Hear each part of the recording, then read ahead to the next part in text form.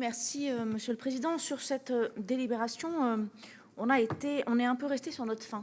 Parce qu'effectivement, il y a beaucoup d'éléments sur l'économie circulaire, il y a beaucoup d'éléments sur l'ESS, mais on trouve un peu évasive et fuyante la réponse au levier 7.3 sur la facilitation de l'installation de nouvelles activités économiques, notamment industrielles, pour réduire les émissions importées. Ça nous semble ici une proposition clé pour la réindustrialisation du pays et pour laquelle la métropole doit prendre sa part, bien sûr. Et quelque part, la réponse de dire on n'a plus que 4 hectares disponibles, on a estimé que c'était un peu léger compte tenu du fait que l'économie est quand même la compétence principale de la métropole, pour nous indispensable, et que ce développement économique et l'installation de nouvelles entreprises, c'est aussi quand même un regard pragmatique sur la création de l'emploi et sur la reconnaissance du territoire sur les enjeux d'innovation technologique.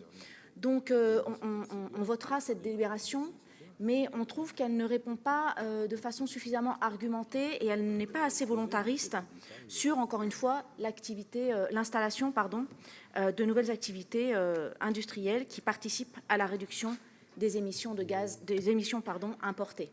Merci.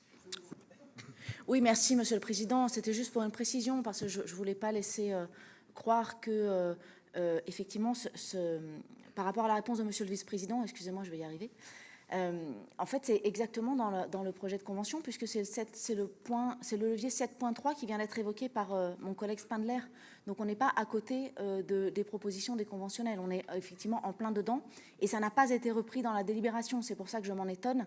Après, usine d'armement ou pas, je ne sais pas, mais effectivement, il y a un sujet, et on doit, nous aussi, y participer pour la souveraineté de la France et pour la réindustrialisation de nos territoires. Et la création d'emplois qui va avec. Je rejoins bien sûr Marc Audon sur ce point.